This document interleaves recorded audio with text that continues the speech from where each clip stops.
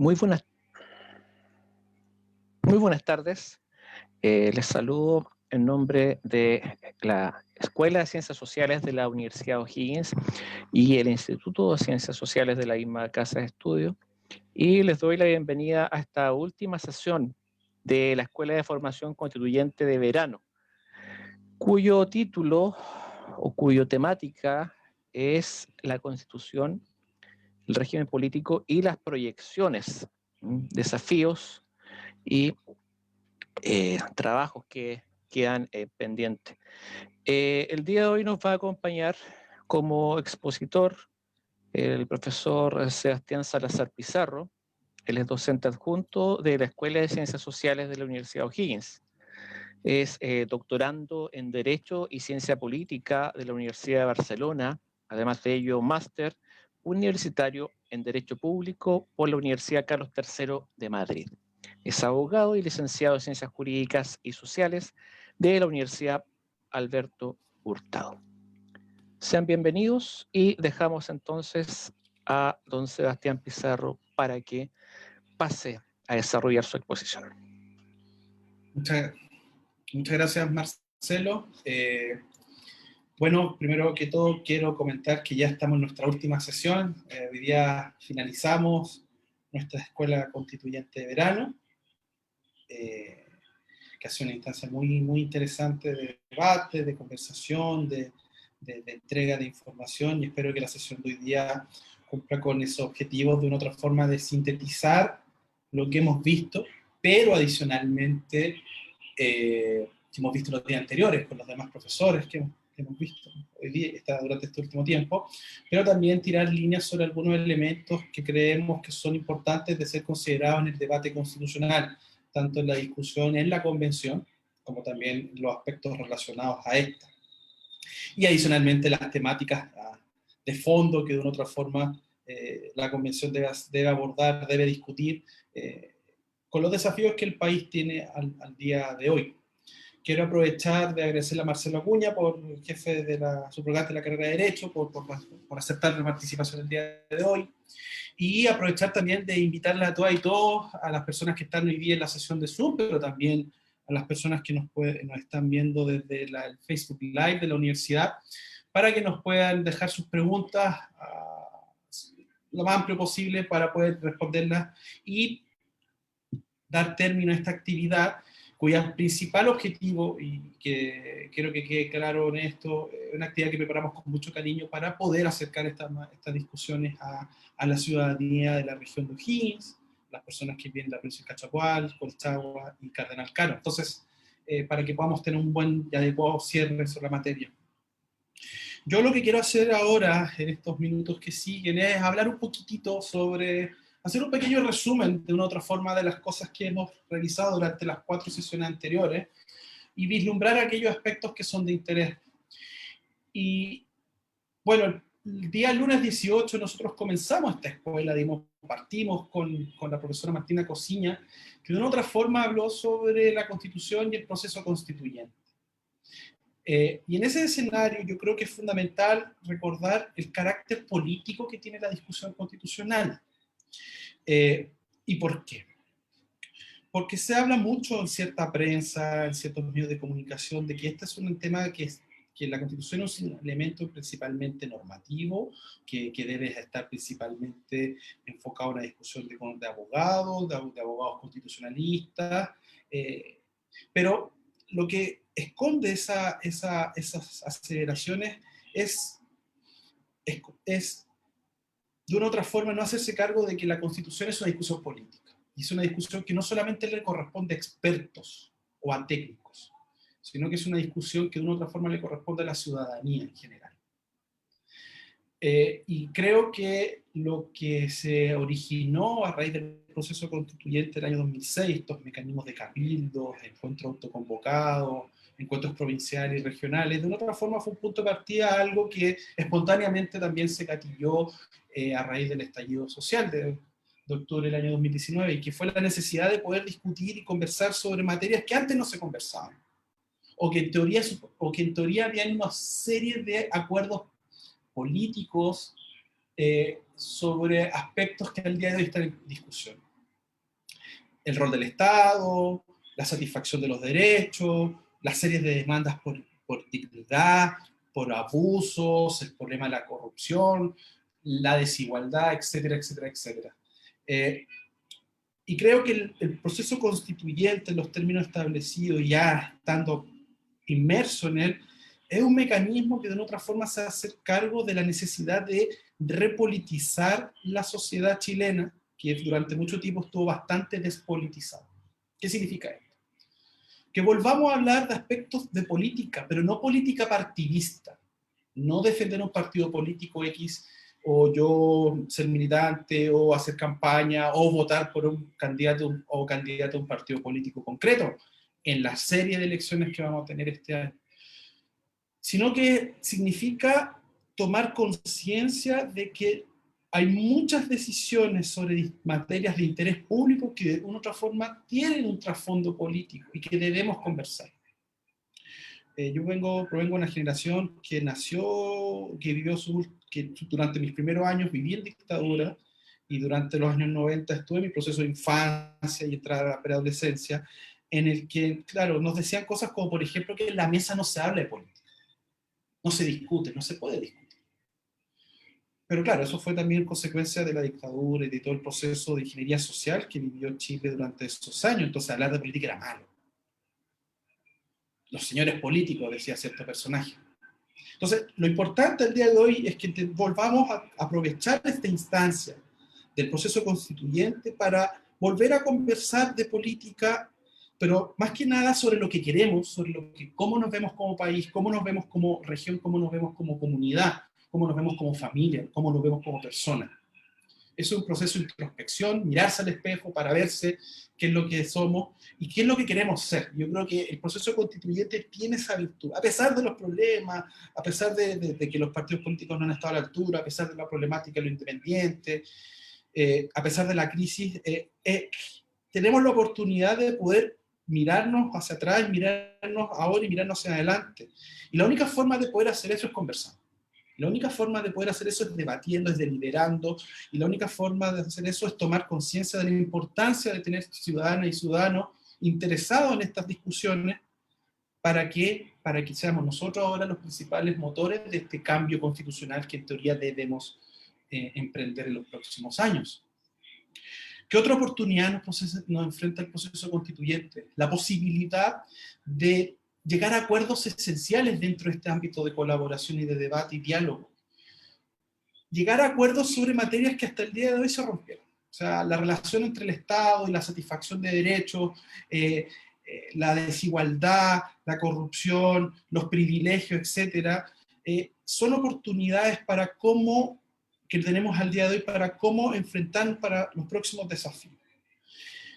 Creo que en Chile el pacto social de una otra forma está roto, hay un proceso de polarización en términos que de una otra forma está reflejado en lo que ocurrió en los resultados del plebiscito del año pasado. O sea, los resultados fueron brutalmente claros. O sea, hay un sector de Chile un sector muy mayoritario de la población de Chile que quiere un cambio constitucional, por eso votó una nueva constitución, y que además quiere un cambio en donde participaran principalmente no personas vinculadas a la política tradicional,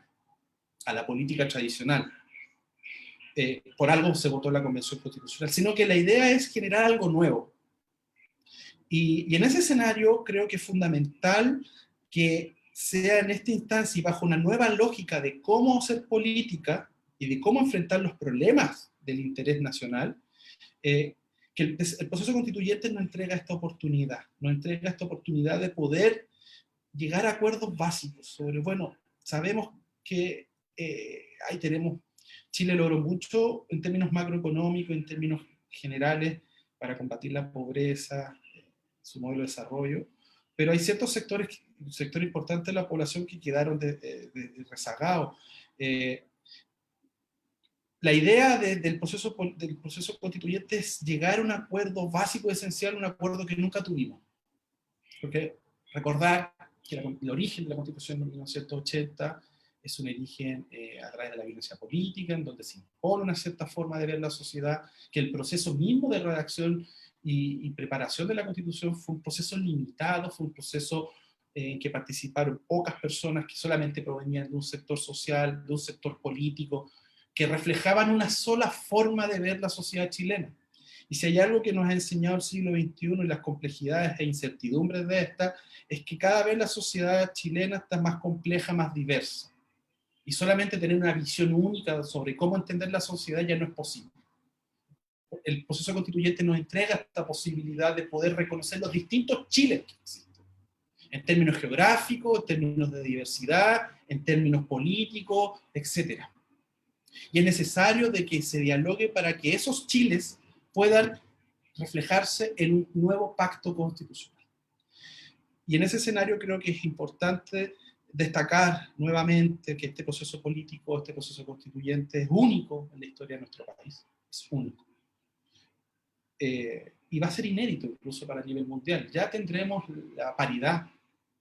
Ningún proceso constituyente anterior, ya sea los procesos constituyentes que fueron después de la Segunda Guerra Mundial en el contexto europeo, los procesos constituyentes que se vivieron en los países que se descolonizaron, los procesos constituyentes que vivieron los países de Latinoamérica principalmente producto después de las de las transiciones democráticas, y después los procesos constituyentes que se vivieron lo que se conoció como la democratización de los países que pertenecieron a la Unión Soviética, algunos países en Asia, y además el mundo árabe, que fue la famosa primavera árabe.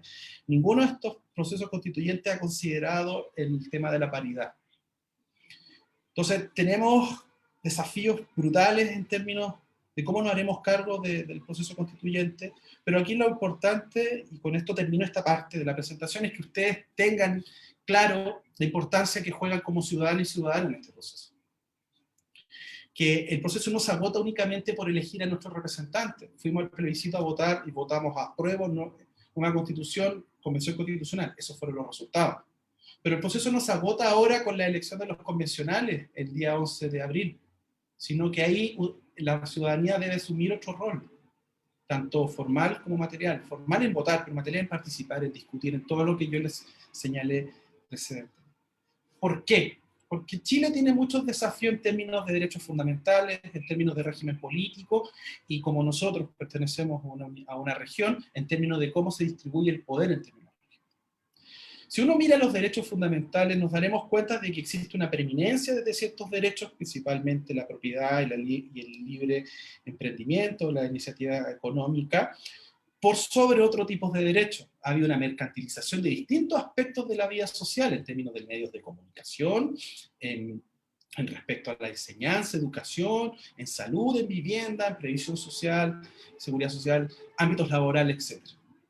Y ahí están los desafíos actuales. ¿Cómo podemos asegurar y hacernos cargo de que los derechos efectivamente sean un límite al poder y permitan la satisfacción personal de las personas?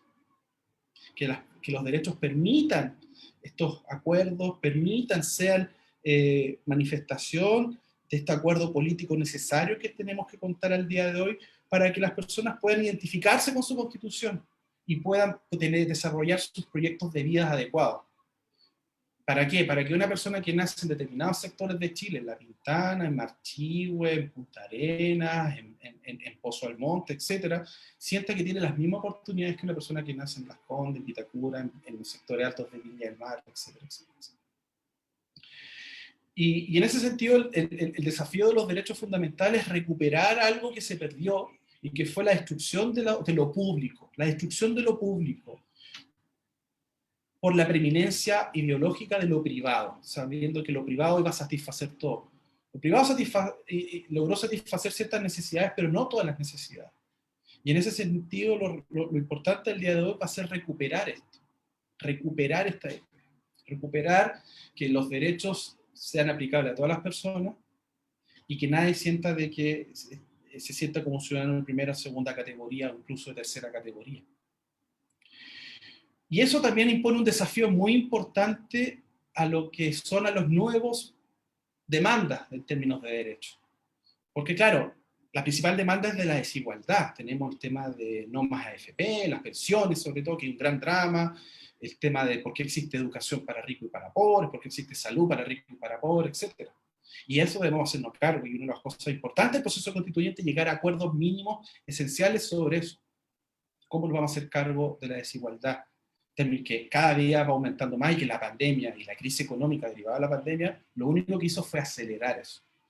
Eso también se va a hacer cargo con los nuevos desafíos en términos de derechos, por ejemplo, con el tema del cambio climático, el tema medioambiental, las nuevas lógicas, nuevos enfoques que deberemos discutir o no sobre los animales, sobre cómo enfrentar la relación con los animales, con la naturaleza, pero también cómo nos vamos a hacer cargo del desarrollo sustentable, cómo nos haremos cargo de la zona de sacrificio y aquellas personas que de una u otra forma, por el hecho de nacer en determinados lugares, tienen que vivir con mayores o menores niveles de contaminación, de segregación, etc. También hacernos cargo de desafíos como la conectividad, los datos personales.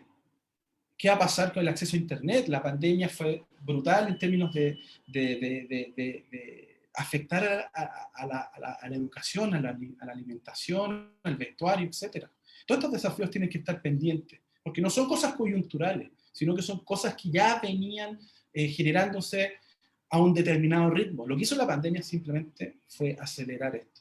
Eso va a implicar también qué va a pasar con los trabajadores, sobre todo las personas que tienen trabajos precarios, que tienen el problema de la automatización. ¿Y cómo el Estado se hace cargo de aquellos grupos que por ese motivo van a quedar fuera del mercado laboral? ¿Por qué? Porque los robots van a empezar a cumplir una serie de funciones básicas. Esto a lo mejor algunos creerán que a lo mejor es un poco raro, pero baste ver solamente cómo en algunos supermercados ya se están implementando los cajeros, las cajas en que uno mismo paga. O sea, uno hace todo el trabajo y paga en la caja. Y eso va a significar el reemplazo de una serie de funciones. Entonces, tenemos una serie de desafíos en términos de derechos fundamentales. Y cómo el régimen político se va a hacer cargo de eso. Si es el otro problema también. ¿Cómo vamos a regular y limitar el poder, principalmente económico, para la imposición de sus intereses? ¿Y cómo vamos a asegurar que efectivamente sean nuestros representantes quienes de una u otra forma cumplan su rol de representación?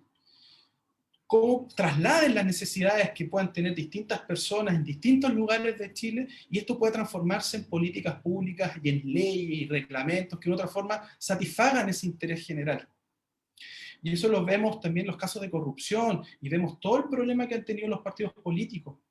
En ese sentido, los profesores Liz Siman y Vicente Acuña reflejaron esas necesidades de poder acercar el proceso político a las personas, que no se vea como algo lejano, que existe un proceso de rendición de cuentas en los partidos políticos, en los representantes electos, tanto los parlamentarios como las personas que cumplen los cargos en el Poder Ejecutivo.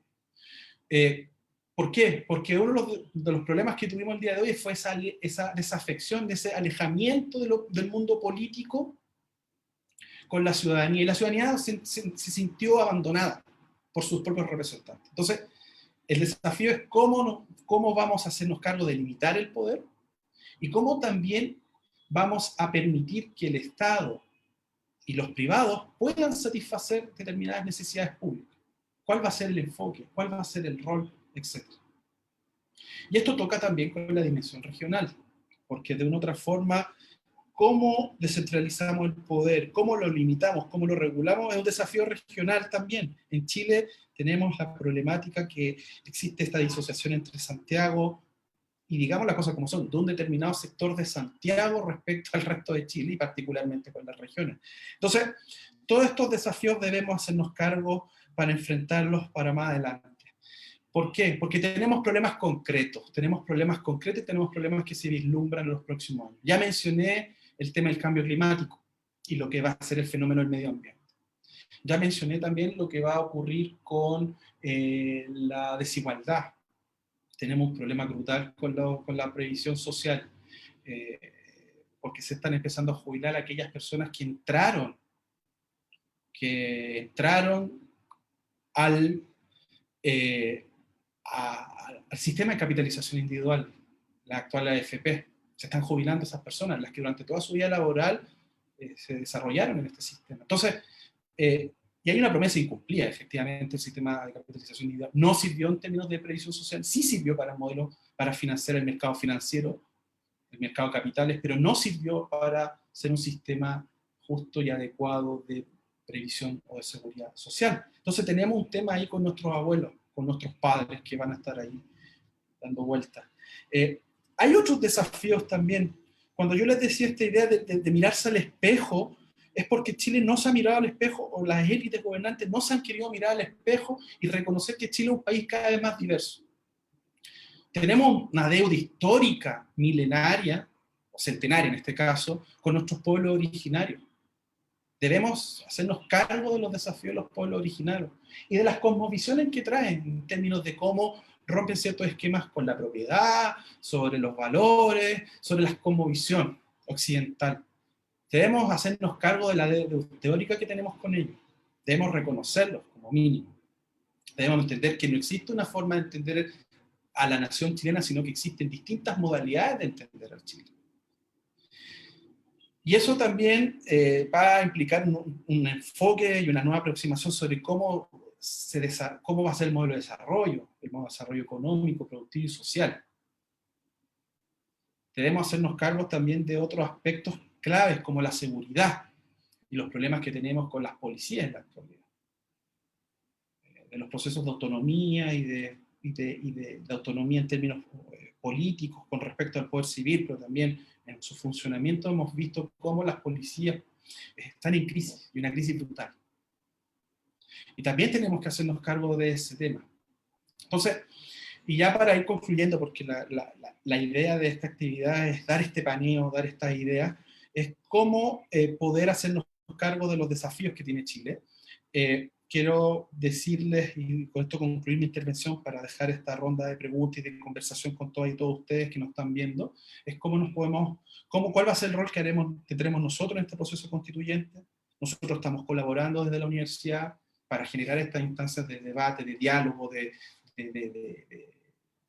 comunicación, de deliberación, pero el desafío es planteárselo a ustedes, cómo van a colaborar ustedes en este proceso constituyente. Conversar con los vecinos, con sus familiares, con sus amigos, a lo mejor si participan en sociedades, en organizaciones no gubernamentales, si es que participan en partidos políticos, en distintos tipos de movimientos, si es que van a colaborar con candidatos, etcétera, etcétera, etcétera. El desafío está planteado porque tenemos todas estas necesidades y esperemos que el proceso constituyente sea el marco en el cual podamos discutir sobre estos temas. Discusiones que no hemos tenido en los últimos años, discusiones que fueron escondidas, pero que a raíz de lo que ocurrió en octubre del estallido social, que de otra forma sirvió como la guinda de la torta, una discusión que se ha venido desde los orígenes de la Constitución de 1980, podamos aspirar a un nuevo pacto social, a un nuevo acuerdo social que de una u otra forma sea reflejo de la sociedad mayoritaria nacional. Porque eso es lo que creo que es el principal problema que tiene la Constitución vigente, que no refleja un acuerdo mayoritario, no existe una identificación con esta. Y el desafío es que la nueva Constitución, que ojalá tengamos el próximo año, pueda reflejar ese acuerdo. ¿Para qué? Para que la construcción normativa y política que viene después de la nueva Constitución sea en términos muy distintos a los que vemos al día de hoy. Muchísimas gracias y quedamos atentos para vuestras consultas, comentarios, reflexiones. Muchas gracias, Sebastián. Ha sido una exposición bastante completa que ha condensado varios de los puntos que se fueron exponiendo en las sesiones pasadas. Yo creo que a estas alturas del curso y también de acuerdo a las propias experiencias de nuestros participantes, se podrán tener algunas conclusiones que son precisamente las que como ciudadanos nos corresponde transmitir al resto, al grupo con el cual nosotros convivimos. Lo relevante de este curso es que ustedes tengan mayores elementos de juicio, un mayor conocimiento técnico para fundamentar y defender sus diversas posturas, las que son, por cierto, todas legítimas. Nos gustaría escucharlos, leerlos, porque precisamente para cerrar el círculo tenemos que también tener la retroalimentación y las impresiones de nuestros participantes. Esto nos va a servir bastante para a futuro desarrollar actividades similares en que se puede acercar y abrir las puertas de la universidad a la comunidad. Entonces nosotros dependemos mucho de lo que ustedes nos puedan contar acerca de esta experiencia para que se sigan replicando. Y no solamente en el área constituyente, sino que a futuro esperamos poder colaborar e introducir las necesidades de la región en las más distintas áreas. Así que quedan abiertas las líneas para preguntas, reflexiones. Pueden aprovechar aquí al expositor para hacerle las consultas que estimen del caso.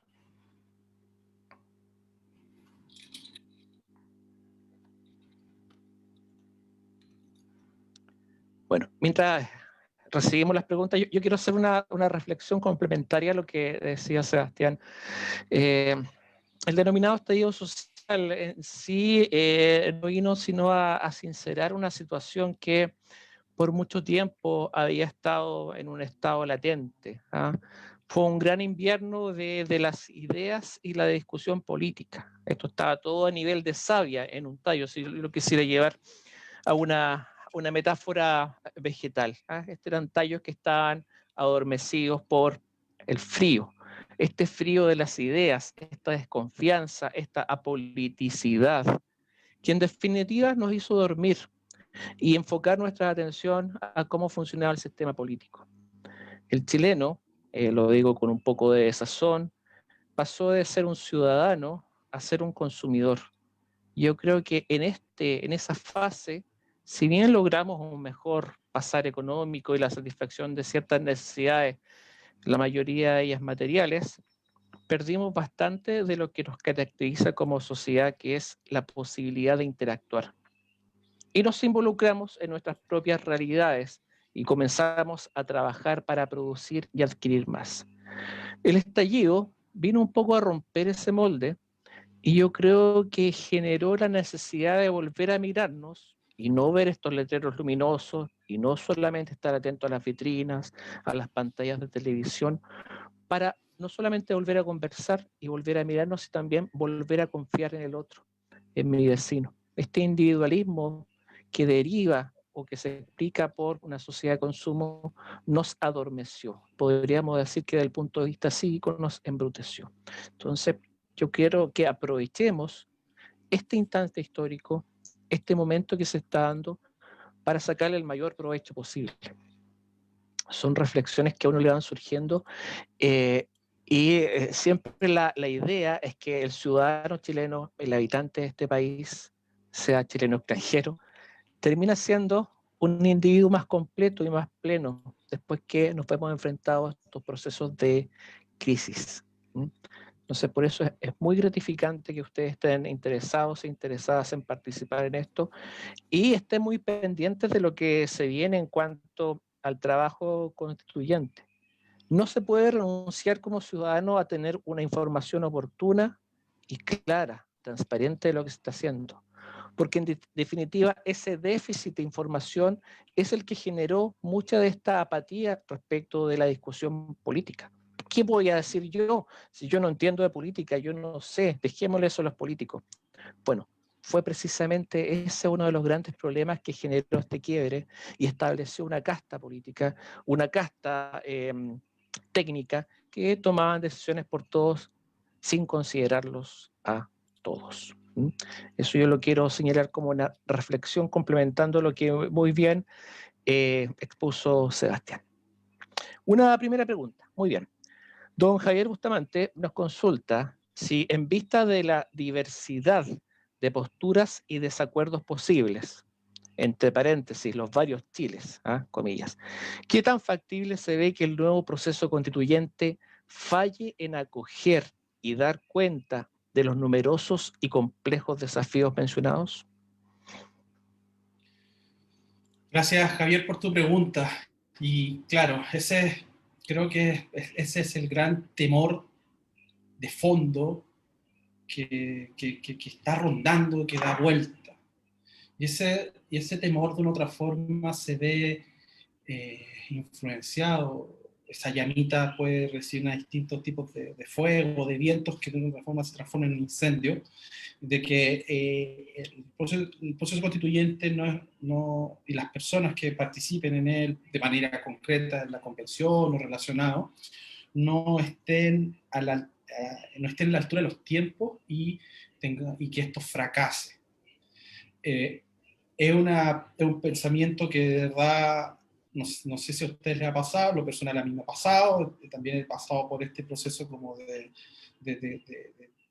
temor, de que efectivamente no nos podamos hacer cargo de las demandas y que de una u otra forma terminemos con un estallido social mayor, porque claramente la insatisfacción va a ser muchísimo más grave y la sensación de frustración va a ser más grande aún.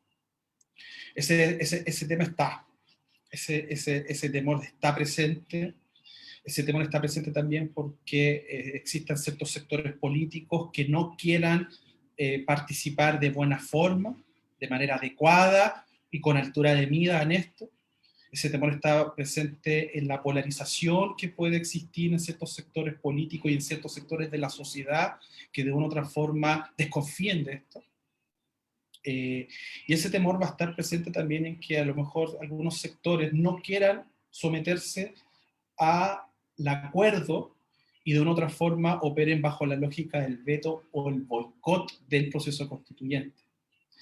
Y ese es un temor que es transversal. Yo creo que no es algo que le pertenezca solamente a un sector de la sociedad. Yo creo que hay sectores que en otros ámbitos también más conservadores que a lo mejor pueden tener una actitud mucho más de defender más ideas, normas o principios que la actual Constitución establece, pero ese temor está presente inclusive en ello, de que no estemos a la altura de poder hacernos cargo de las diversidades, de las demandas, de las necesidades, etc.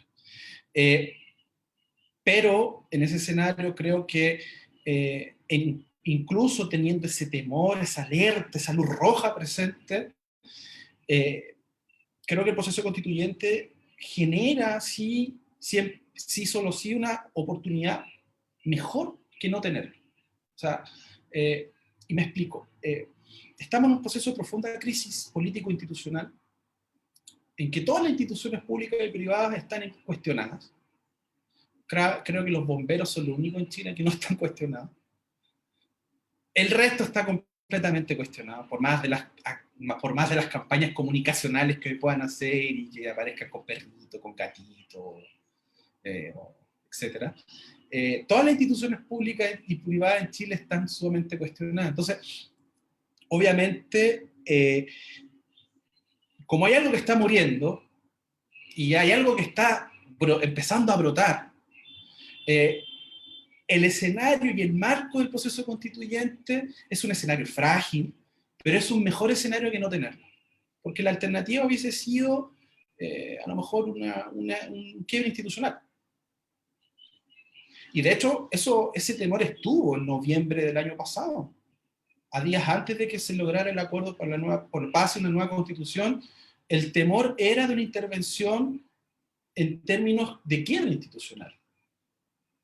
Entonces, y créanme que ese escenario ha sido muchísimo más terrible y más preocupante que el escenario que tenemos el día de hoy. Aquí ya no hay razones, sino que hay emociones, que de una u otra forma uno tiene que incentivar la emotividad y la búsqueda de la esperanza, la búsqueda del acuerdo, del diálogo, del debate, para que ese temor se transforme en una oportunidad. Yo creo que eso es. Y vuelvo a reiterar una idea sumamente importante. Esto es histórico en Chile. Si uno mira la historia constitucional política de Chile, nos daremos cuenta que esto es completamente histórico, inédito. Durante el proceso de los ensayos constitucionales solamente participó una élite y eso terminó con una guerra civil, la batalla de Lircán y la imposición de una constitución conservadora. Posteriormente hubo revueltas liberales dentro de la misma élite para morigerar ese conservadurismo, que fueron unas manifestaciones que en el año 1851 y en 1859 con la cuestión del sacristán. Hubo reformas que morigeraron, después vino las guerras del Pacífico, después vino la Guerra Civil de 1891, la crisis de la cuestión social durante todo el finales del siglo XIX y principios del XX, que en otra forma se gatillan en la Constitución de 1925, que además estuvo acompañada de una serie de años de inestabilidad política por la incapacidad de poder hacerse cargo de eso. Logramos tener cierta estabilidad frágil y todo, hasta el año 51, 52, cuando ya definitivamente la mujer entra a participar activamente en política al poder sufragar para presidente de la República. Entonces la democracia de masas se incluyó, pero posteriormente a eso tuvimos un proceso de transformación y de debate y de morigeración que terminó con el golpe de Estado. Entonces, si uno mira la historia de Chile, nos daremos cuenta de que jamás hemos tenido la posibilidad que tenemos al día de hoy. Entonces eso ya se transforma en una oportunidad.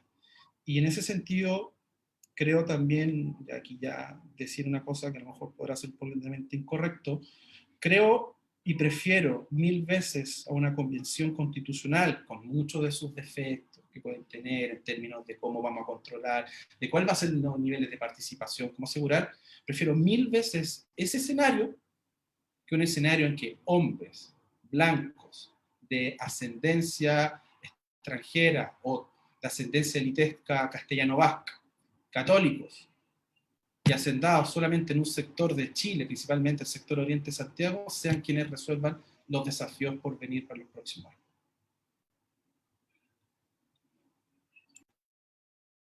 Eso puedo comentar. Gracias, Sebastián. Hay una pregunta de don Juan Madrid. Él hace un enunciado primero, que paso a reproducir. Tal como comentamos en algún momento del curso, en algunos distritos hay muchos candidatos y es poco factible conocerles a todos. Me parece complejo porque puede implicar no saber por quién se vota, así como también hacernos caer en una repartición de votos muy dividida que termine favoreciendo a los partidos políticos o algún sector político con menos candidatos en dicho distrito. Teniendo eso en consideración, ¿en qué basaría usted o qué recomendaría para una apropiada elección de nuestros representantes? Muchas gracias, Juan, por tu pregunta, porque creo que de una otra forma esta pregunta lo que refleja es la necesidad de cómo las personas de a pie, los ciudadanos y ciudadanos, puedan entender y cómo votar informadamente. Y eso ya es clave, porque eso implica el empoderamiento de la ciudadana y el ciudadano. Humildemente, porque esto es un tema muy personal, cada persona va a decidir por quién votar, pero creo que si me permite dar algunas recomendaciones, creo que una de estas es votar por ideas y no por personas. ¿Qué significa esto? Esto implica, yo sé que hay muchos candidatos, que habrá en unos distritos que las papeletas van a ser muy grandes, van a haber muchos candidatos, hay muchas listas, hay muchas cosas dando vueltas. Y eso va a impedir que podamos tener un conocimiento cabal de incluso la gran mayoría de los candidatos y candidatos que se estén presentando como convencionales. Pero en ese sentido, y teniendo esa dificultad, creo yo que es más importante votar por aquellas listas y luego aquellas personas que reflejen sus ideas políticas. Si usted es más defensor de la libertad, vaya a votar por aquellas listas de candidatos que de otra forma reflejen eso. Si usted cree que la desigualdad es un fenómeno o que la libertad debe entenderse acompañada con la igualdad, bueno, busque en aquellas candidatos que de otra forma reflejen esa idea.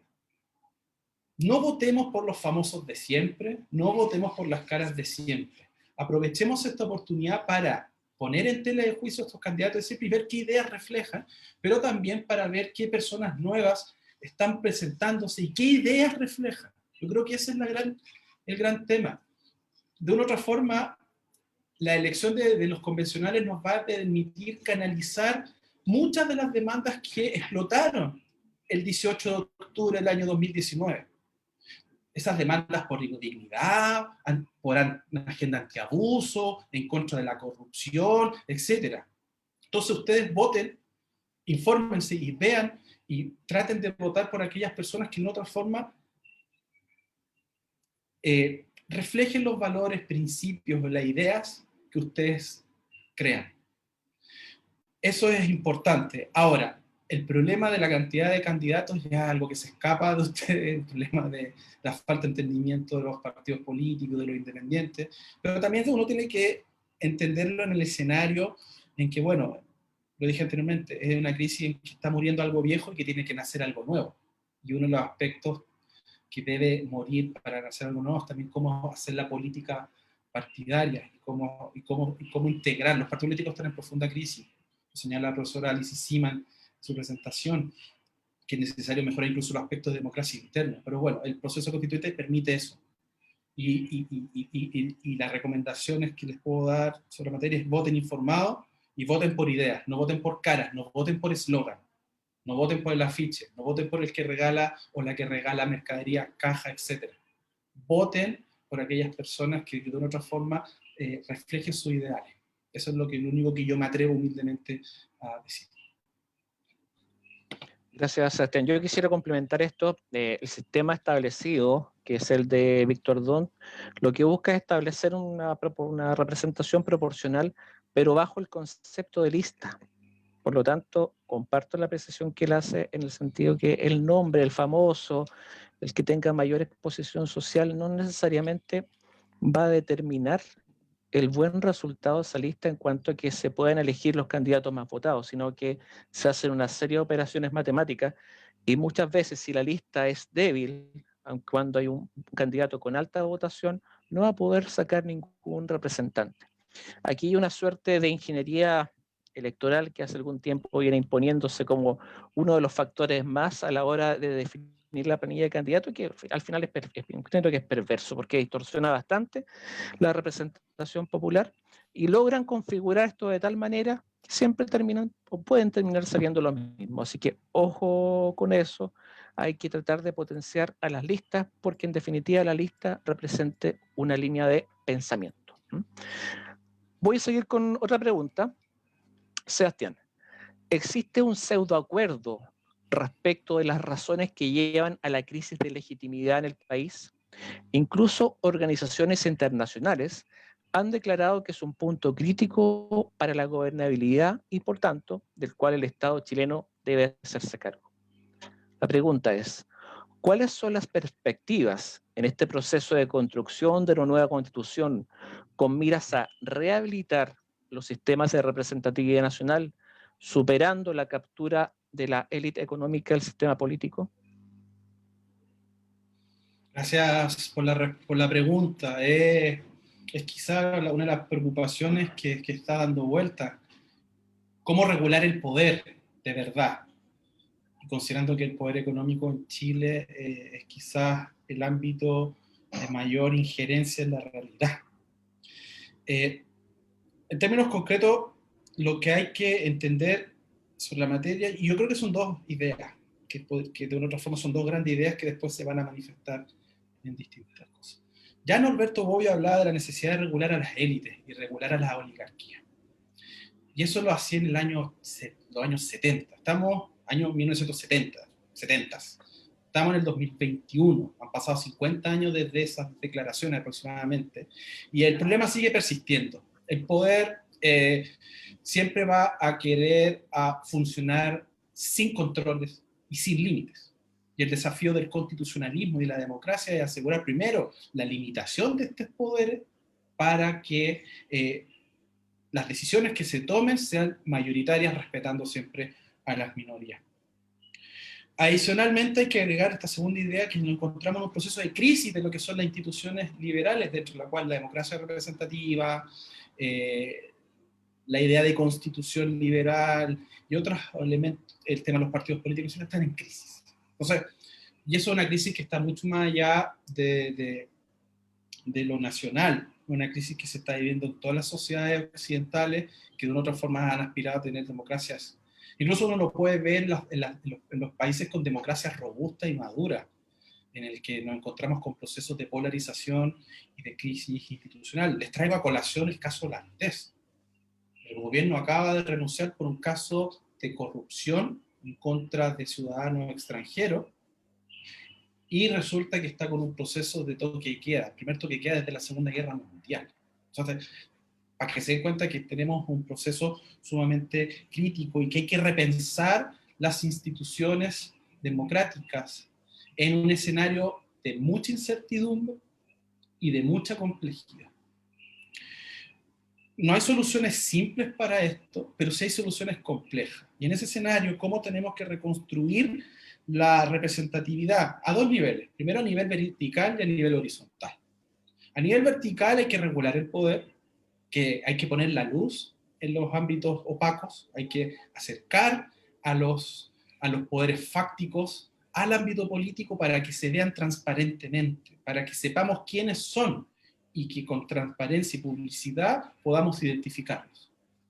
Eso implica mejorar los sistemas de controles, mejorar los sistemas de nombramiento. Ya han habido unos cambios que fueron reticentes durante muchos años, pero que van a de una otra forma a homogeneizar, van a limpiar, van a ventilar un poquito. Uno de los casos que los traigo a colación tiene que ver con los límites de las reelecciones. Ya se hizo algo con el financiamiento de la política. Todas esas cosas van a empezar a funcionar y que deberían de una otra forma oxigenar un poco eso. Pero ¿qué queda? Controlar el ámbito de la corrupción, eliminar los ámbitos del lobby, transparentar esas cosas, alumbrarlas y castigarlos, porque yo creo que ahí tenemos un desafío, castigar. Cuando el ex ministro Briones, el actual candidato Briones, se mandó una declaración, y aquí traigo a colación lo que dijo ayer el profesor Carlos Uneo en el seminario de los miércoles constituyentes, cuando el actual candidato Briones, el ex ministro Briones, decía que Julio Ponce Leú en Estados Unidos ya está en la cárcel, bueno, ¿por qué no está en la cárcel ahora en Chile? Hoy. Eso es un tema que hay que trabajar. Control del poder a nivel vertical. Y a nivel horizontal hay que acercar la participación de las personas al ámbito político.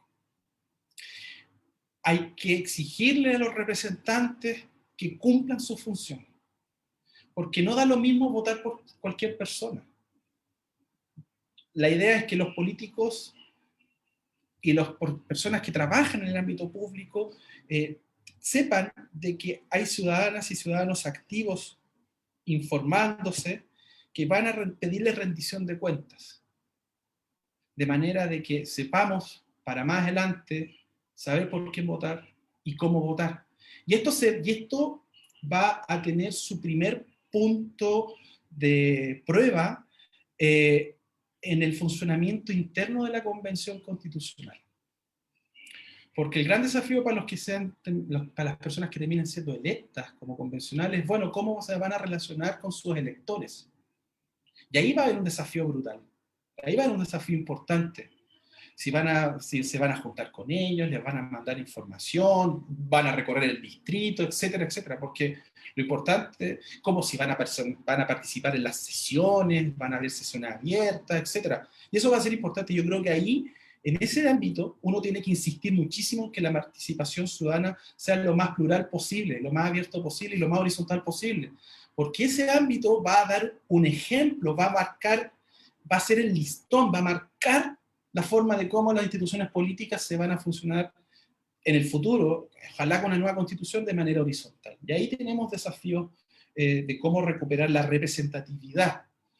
Yo no soy muy amigo de la democracia directa, sí de la democracia participativa, sí creo que hay que democratizar muchos aspectos como la empresa, los ámbitos públicos, los partidos políticos, etcétera, aspirar a ámbitos distintos como las cooperativas, etcétera, potenciar a las ONG también, y en ese sentido creo que el proceso constituyente nos pone este desafío de cómo nosotros como ciudadanos vamos a exigirle a nuestros electores, o sea, a nuestros representantes, para que rindan cuentas al electorado, de manera de que se marque un nuevo punto de partida y recuperemos un adecuado nivel de representatividad que al día de hoy parece que está muy, muy lejano entre el sistema político, el sistema económico, los poderes económicos, con la inmensa mayoría de las chilenas y chilenos. Gracias, Sebastián. Vamos a pasar a ver la última pregunta y después de eso nuestro expositor, y debo destacar, gran gestor de la realización de este ciclo de Escuela Constituyente y además también de los miércoles constituyentes que se realizan en la tarde con expositores de muy alto nivel. En cuanto él se va a referir, Sebastián se va a referir al tema formal en cuanto a la evaluación y a la certificación de sus participaciones. Pero vamos a la pregunta. La invitación es cumplir con nuestro rol formal y material como ciudadanos activos en este proceso constituyente. Pregunta entonces doña Alejandra Cornejo. ¿Cómo podemos ejecutar esta función de forma efectiva, dejando un poco de lado viejas y anacrónicas prácticas? Aquí yo daba estas ideas previas, lo hablaba en términos generales, pero aquí nos metemos un poquito más a lo concreto. Bueno, hay distintas formas. Creo que hay que aprovechar las redes sociales. O sea, hay que aprovechar las redes sociales para bien, no para mal, no para desinformarse, sino para poder contactarse con los electores, nuestros representantes, exigirles, pedirles, demandarles que se informen, que los informen a todos nosotros, mandarle un correo electrónico, mandarle un mensaje de Twitter, dejarle un posteo en el chat, dejarle un posteo en el Instagram, que no todo sea cuña eslogan, pedirles que se comuniquen, exigirles. Si ustedes ya, y esto lo pueden hacer como ciudadano individual, mandarles correo electrónico, etc. Si ustedes participan en ONG, bueno, también escribirles, decirles, saben que esta ONG trabaja en tal cosa y queremos exponer o queremos conversar con ustedes para plantearles nuestras necesidades, nuestras ideas. ¿Por qué? No, porque no podemos esperar que todas y todas las personas que resulten electas como convencionales tengan o no el mismo sensibilidad respecto a la participación ciudadana. Hay algunos que sí van a tener mayor sensibilidad y hay otros que simplemente no la van a tener. Entonces, en ese escenario, ustedes deben pedirle a las personas, a los electores, que participen, que los inviten, que conversen con ustedes. Creo que es la forma de empoderarse y plantearle las necesidades que ustedes como ciudadanos tengan, pero también como organizaciones no gubernamentales, ONG, etcétera, puedan tener. La idea es poder articular esto. Existen muchas organizaciones no gubernamentales que están dando vueltas, pero que por problemas están todas atomizadas. Entonces la idea es que puedan aprovechar esta instancia de tener visibilidad y participar. Y también conversar, yo creo que el dialogar, deliberar, debatir es sumamente importante. Creo que es un mecanismo de cómo poder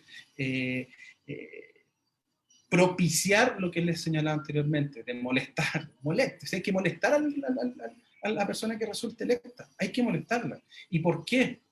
Porque este representante que termine siendo para la Convención Constitucional los va a representar a ustedes en la instancia más importante de Chile en los últimos 50 años.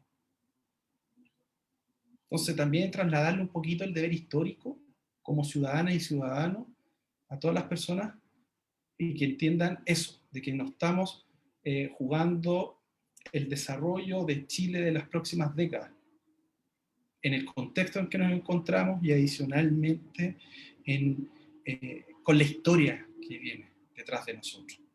Entonces la invitación está hecha para que todas y todos puedan participar activamente en este proceso constituyente. Bien, entonces con eso cerramos la ronda de preguntas, tal como lo había indicado.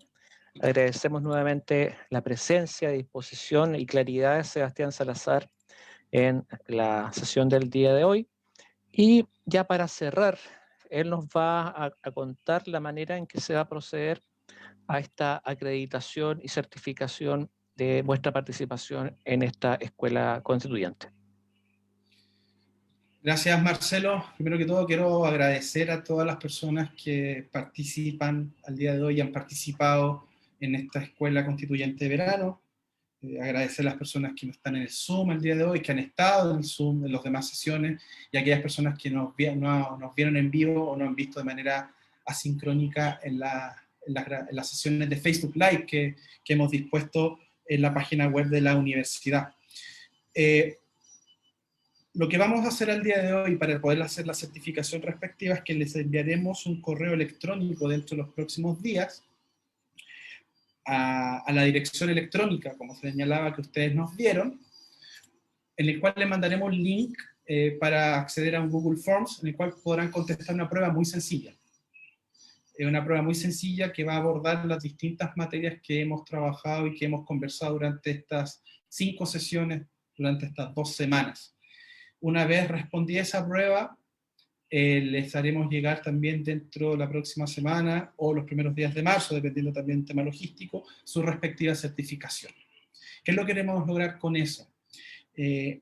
Primero, dar un impulso, motivarlos para que participen en esto, para que participen, que ya han participado en la escuela, pero que participen en las futuras instancias que como universidad estatal y pública de la región estamos organizando. Nosotros nos ponemos, como señaló el profesor Acuña, nosotros nos ponemos a disposición de la comunidad de la región y de las provincias que componen O'Higgins para poder colaborar al máximo posible en esta discusión constituyente. Y en ese sentido, la certificación tiene esa finalidad, agradecer a las personas que han participado activamente y entregarles también un testimonio de que efectivamente participaron en esta escuela constituyente de verano, que entre paréntesis la hemos preparado con muchísimo cariño, y en ese escenario quiero aprovechar de agradecer a la directora de la escuela y del instituto, a la gente de comunicación, a la gente de soporte, a los profesores, docentes que han participado activamente en esta actividad, y principalmente a ustedes, quienes han venido, han interrumpido sus labores diarias y le han dedicado tiempo a participar en esta actividad. Muchas gracias. En nombre entonces del Instituto y la Escuela de Ciencias Sociales de la Universidad O'Higgins y de todas las personas que han estado apoyando esta iniciativa en la parte técnica, logística, e incluso dando ánimo para poder terminar exitosamente a finales de enero con todo este proyecto que se veía muy lejano en su momento, pero que hemos logrado concluir exitosamente. Les deseo el mejor de los éxitos, espero que nos veamos pronto, y quedamos entonces con líneas abiertas para que los podamos ayudar en lo que se requiera y esté en nuestro alcance hacer. Que tengan una muy buena tarde. Chao, muchísimas gracias a todas y todos, que estén muy bien.